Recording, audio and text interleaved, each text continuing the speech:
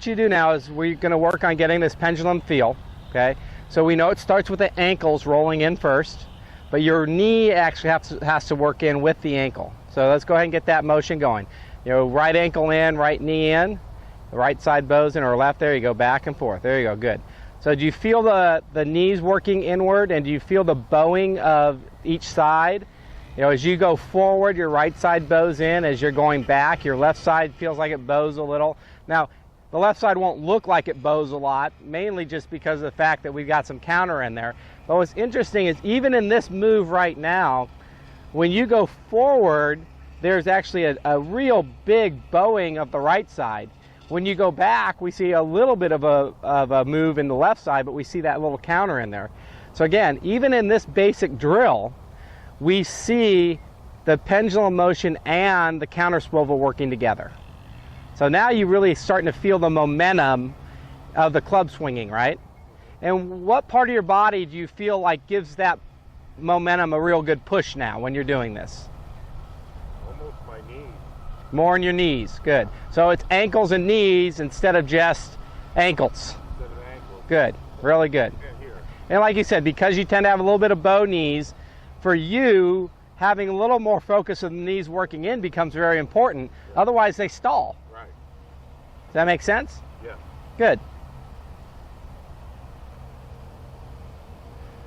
Great. Okay, now, grab the club, put it across your legs. Remember when we did this basic test again? Okay, so push it on your thighs. Now, just turn. Okay, now, clearly we got a lot of counter swivel when we do that. Okay, so again, we're going to be looking at both of these. We know that you need your ground force action starts from a rolling of the ankles, right? But we also know that your hips counter swivel. What's between your hips and your feet? My knees. Your knees. So getting the knee action right so it blends the two together is what gets your ground force action and your pivot action to be blended. Does that make sense? So when you went away, what you struggled with is you either were able to get the rocking, okay, but your knees would bow out, okay, so now the pivot didn't work with it, or you were working on your counter swivel and not the rock, and you couldn't get them to go together. Does that make sense? It was the counter swivel without the rock. So yeah, let me kind of get in here and do it. So, you know, there was rock the ankle in, this knee bows, up. Now I'm out here, how the heck do I get back, right? Or it was, I got this real good counter swivel, but I never got the rock in there, so my ground force pressure never got to the right? So once you were here, you felt like everything kind of went like this, and there you are, sending them way out to the right. Yeah. So what we need is, we need the feel of the rock and the push down here and the bow here. So there's the ground force action, and that'll get you about right to here. Now we need to continue to counter swivel to the top. So if you get that feel of the rock, counter swivel. And this is something you can just do at home. Rock, knee in, right? Rock, knee in, counter swivel. Rock, knee in, counter swivel. So that's what we're looking for, okay? And again, that's a drill that you can do at home. You don't have to do this at the golf course to begin with, right? So rock the left ankle and knee in, good, and counter swivel, good. Now, how do you feel from there? Good. Now you feel like you can make a forward move. Do you feel like you can launch from there and get tall on the way through?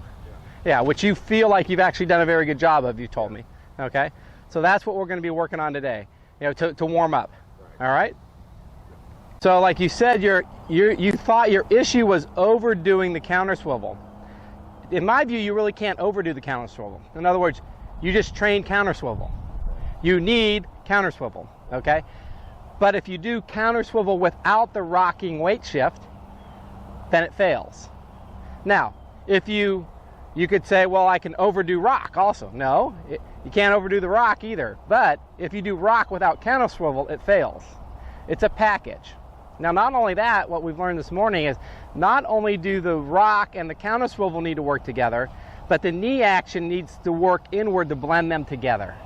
Does that make sense? Okay, great. So we're just going to warm up here. So what, 7 iron or what we have here? 8 iron, 7? 7, great. So what I want you to do is just get in there, give me a little bit of that rock knee in without, see how I'm not moving my body a lot? Then you notice how that creates a little bow in my left side already? Now from here, just take it back far enough that you just feel that the counter swivel gets initiated. Okay. And then play a shot from there. Again, this is new. You may miss some shots doing this, but this is sort of a training drill that I want you to do. And it's going to be hard to play good shots maybe at first, but that's okay. Good. So, and I like the way you're stepping in left foot ahead of the right. You got that down. Last time we said it's going to take a while to get that, right? Good. Okay. So, without taking the club back yet, so just knee, no, there you go. Good. Now, as you take the club back, so first knee in, hold it there. Good. Now, as you take the club back, add a little counter swivel and play the shot. Good. Now, how was that? Good. First swing of the day. Good. Yeah. It's going to start a little more right because this is giving us the depth that we talked about we needed last time we met at Inverness, right? Good.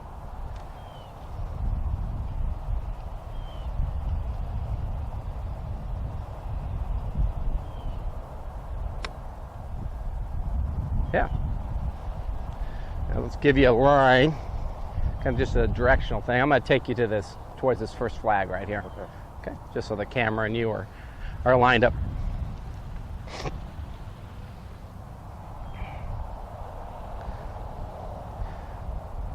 Good, so ankle and knee in, pause, counter swivel, go. It's okay. Again, talking you through it gets thinking going, right? So, blend it now. Knee in, take it back with the counter swivel. Yeah. Now, keep in mind that all this is doing right now is focusing on how you're initiating it. Well, once I get back here, what do I do? That'll be the next step, okay? So again, even if you chunk it for 10 balls, I'm okay with that right now.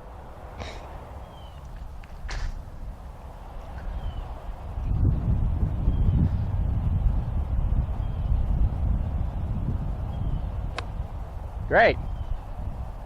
So I had good knee in, good counter swivel, great launch, yeah, and that ball went right down the corridor, didn't it?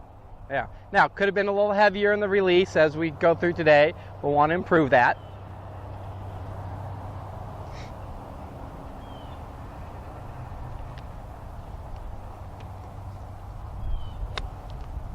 Great. So right now you got lots of counter swivel going, right? So it's not a problem. It just needs to be blended with the knee action and the ground force action. That make sense? Yeah. Okay, and any questions or concerns as we go here, because you got to get them out. Right, because what I was doing, we know what I was doing, I wasn't getting the ground force in the knee in, because I was starting to get this. So. Right, well see, that's not counter swivel, that's leaning. Yeah. So leaning is an issue. Right. Okay, there we go. See, that's what I mean. See, I'm describing this and I can tell there's some disconnects in your logic right now. Right. I can see it in your face. Right. And you're trying to come to terms with them. Well, that's what we're here about. Right. So yeah, now we just got to it. You started, as you were trying to counter swivel without the ground force action working, you started counter swiveling and leaning forward. Yeah. Once you're in your anchor address alignment, I just want you to weight shift, ground force and counter swivel in that alignment. So what you were doing is you were counter swiveling and leaning into a more forward anchor alignment than what you're built to do. Okay. So you're 60-40, right? I believe, if I remember correctly, you were 60-40. So if you started to get 70-30, now we got a problem, okay? Because now you got to back out of it just to get to 60-40. Now you're backing out when you're trying to swing forward. Right. Okay? That's actually, in my view, a definition of reverse pivot. Okay?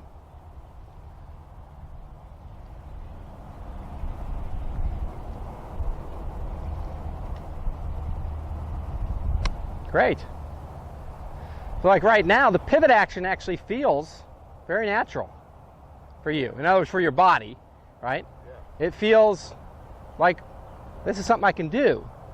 And the balls are going in the right direction. Now, contact may not be what we want yet because we haven't synchronized the verticals yet. So I'm not worried about that, okay? Just keep doing it.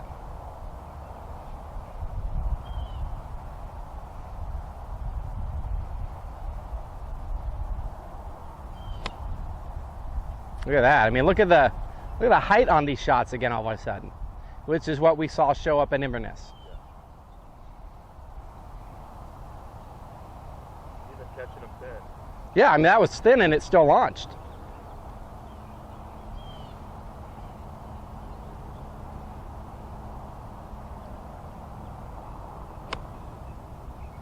Yeah, so last time we started with the sayings were something like hinge. Most of the sayings start with hinge or fold, right? I mean, if you keep doing this drill, it may start with something else, knee. You know, I don't know, but because you're now feeling the body, the integration of the ground force pattern, which is the rocking weight shift with your ankles, the knee action, which is knee in, and the counter swivel. You know, so the knee swivel, knee in swivel sort of image may, you know, become more important at some point in the saying, you know, than the hinge or the fold. I don't know. I'm just throwing something out there. Okay? Okay? So if it does, if that happens, let's don't fight it, is my point. Okay?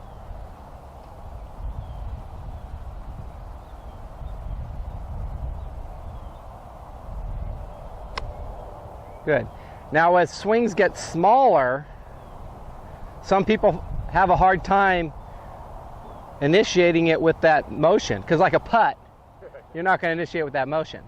So there'll be this dividing line.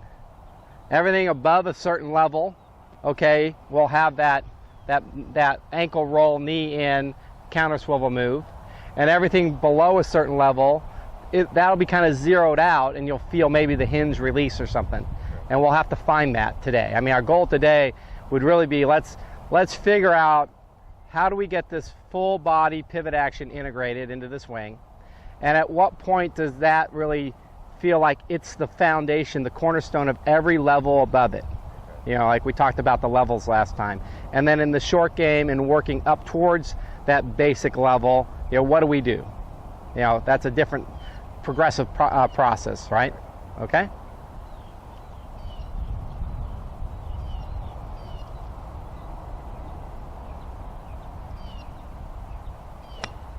Yeah, that's great. And see, that one just got heavier on its own. Yeah?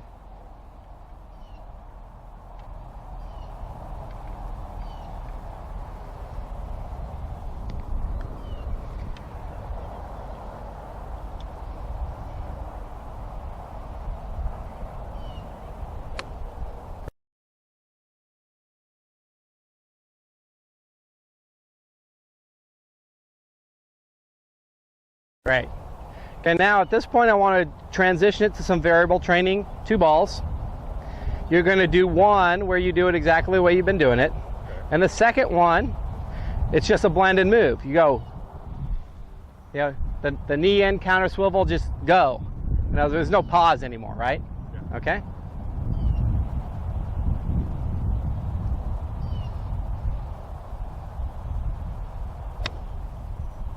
It's okay.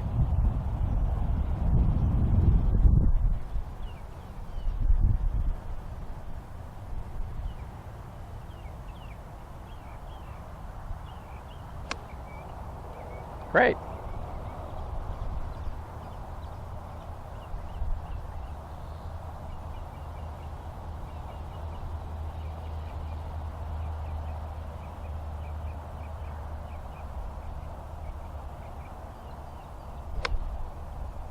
Good action.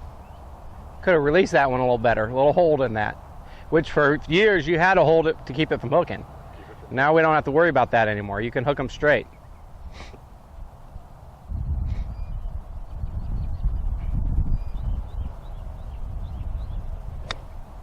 Great. And interesting how the clubs are extended longer, but you're still not sticking the club in the ground. Right. Right? Yep. I mean, you'd be topping them if they weren't extended. Yes, I would.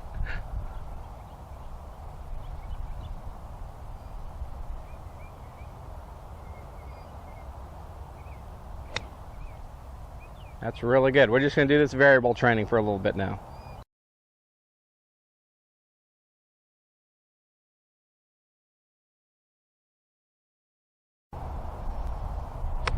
Okay, so do you really feel like the rocking of the weight shift, the knee action, and the counter swivel are now blending? and you got good verticals, upward verticals, body verticals you're adding into this, right? Well, now we got to add some heavy into this. So what's going to get it to be more heavy is when we worked on the hinge and the unhinge last time, and, you got to get this folding up and down more. So my sense is that the reason why the club head's not getting down into the earth enough is that there's not enough upward motion in the hinge and the fold, so that if you hinge and fold up, you're going to send it more down, right? Okay, so let's get in there. And I want you to preset the knee. This is like the second level of the drill here. Okay. Preset the knee. Good. Now, what would it feel like to hinge up sooner? There you go. Okay, start over again. Hinge up sooner. Good. Okay, one more time. So now, knee in, then just hinge and go. Okay, knee in, hinge and go. So automatically you got into the turf more. Now you were thinking about it so much that you didn't finish your swing because you were thinking so much about the start and the takeaway. That's okay. You'll get back into it. But by having a more upward hinge, and where's your hinge? It's more out in the diagonal area, right, which you did. That's going to help get it more up and down. Okay? So hinge and fold allow you to work the arm swing in the club more upward and downward to match the body verticals that are launching upward.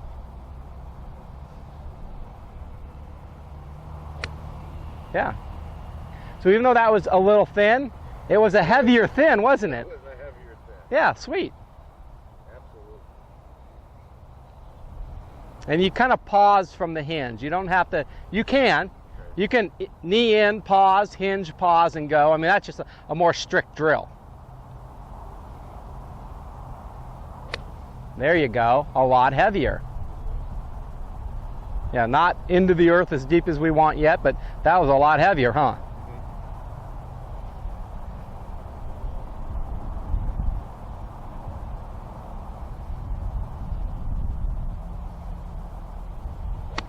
Yeah, now that got into the earth. Again, you were probably more wanting heavy though, and you just didn't get up and out of there, did you? So again, these are technique drills. It doesn't matter if you play a good shot or a poor shot. What matters is, did you get heavy? Because we're trying to be heavy right now, okay?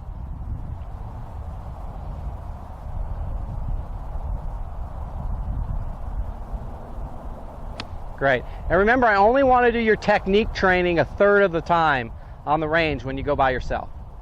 So 1/3 of it is on technique training at most. Then in the next third, you got variable training and athletic training, using your swing sayings, being reactive, being athletic.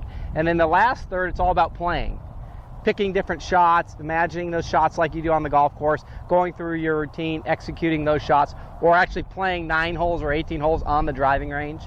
So that's how we break it down. If you want to be a good player, you can't just stand here and train your technique on the range all day. Work out the golf. Yeah, you don't play that way, do you? Or if you try to play that way, it fails. Good.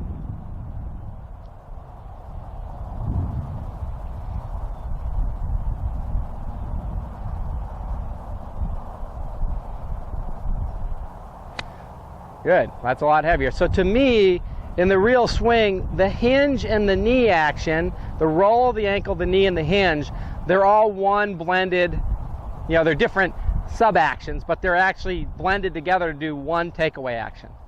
That's what it's going to become. That makes sense? So let's do 2 balls again. 1 ball, you're going to go through the strict pause, pause, go. And the next one, you're just going to try to blend the knee, the ankle, and the hinge all together to make your takeaway.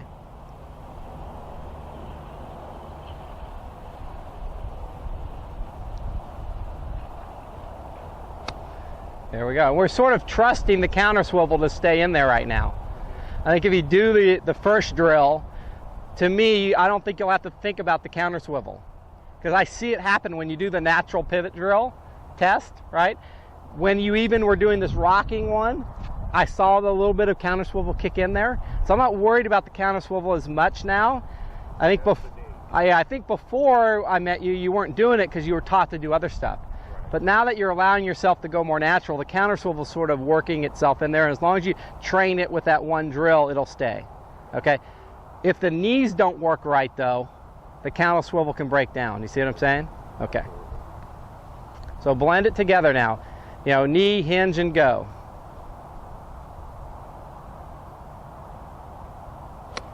Very good. And you may get to the point where just saying hinge means, you know, ankle, knee, hinge.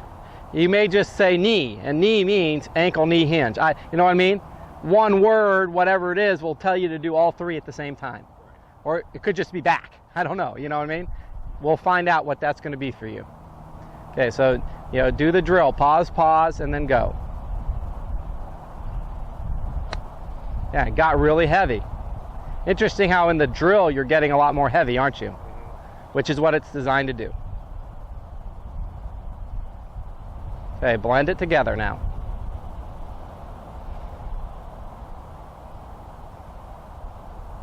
Very nice. That was the best one so far.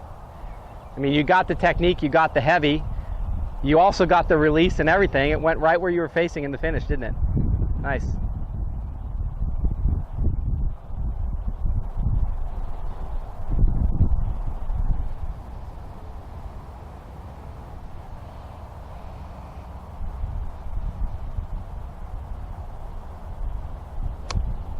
Yeah. Now, great launch, all that. The release was late. What do I mean by release? I mean the unhinging of the right wrist so the shaft catches up with the right arm and the toe passes the heel, because the club's built to do that, right? Not that we're rolling it. The toe just passes the heel. So that's what we mean by release. Okay? Now, we say you have a cornering release. After you release to extension, everything's got to rotate around to the left more. Now, two things happened there. You didn't get the release, and you didn't get around the corner to the left. That's why the ball went right. Okay? Now, You're talking about like this is the release. that's really, like, let it, the shaft has got to catch up even more. Get the back of the right hand flat. There you go. Now, turn and corner. Great. There you go. Okay, now why did I tell you all that? I need to distract you again. You were getting in the groove too much, okay?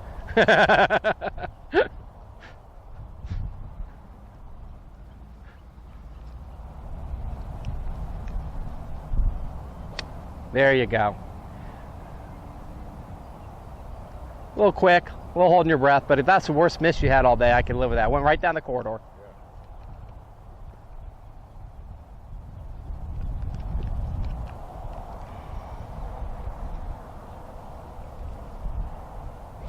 Yeah, there it is.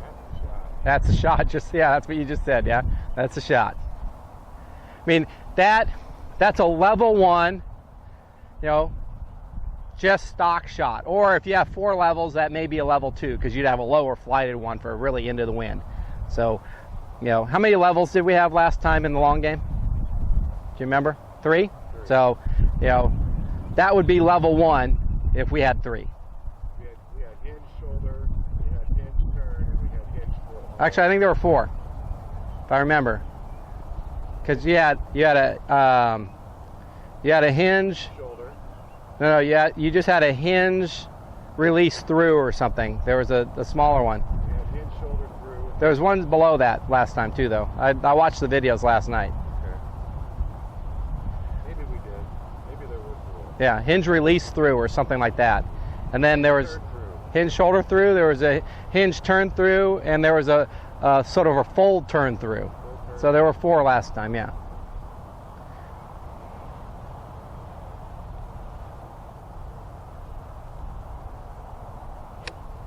Yeah. See, now that one just turned into a level 2. It went up, right? If we called the other one level 1, that would have been level 2, right? Right. Okay. Which then the full one would be level 3. And then we'd have that low flighted one, which would be a shorter version. You see what I'm saying?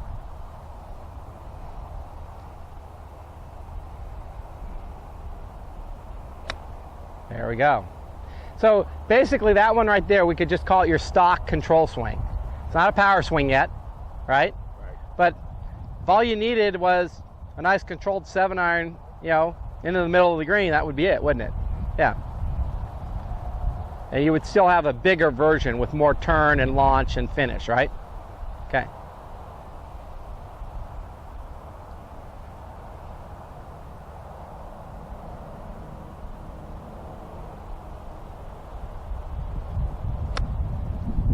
And now a lot more launch that time, even though you didn't release it. Where are you facing? You're facing right also. That's what I mean. There wasn't corner in that one. So you could have a little stronger release and you could add more corner. Okay? But the launch was so much better and the heavy was better that look how high it went. That would have been your top level for this club, right?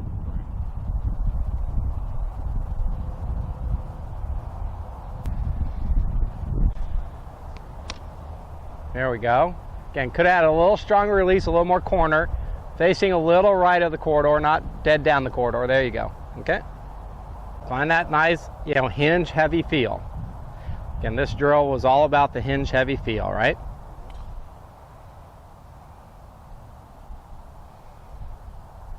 Good. So even if something else is off, you got the hinge heavy feel. So when you go to that drill, it's really what it's about.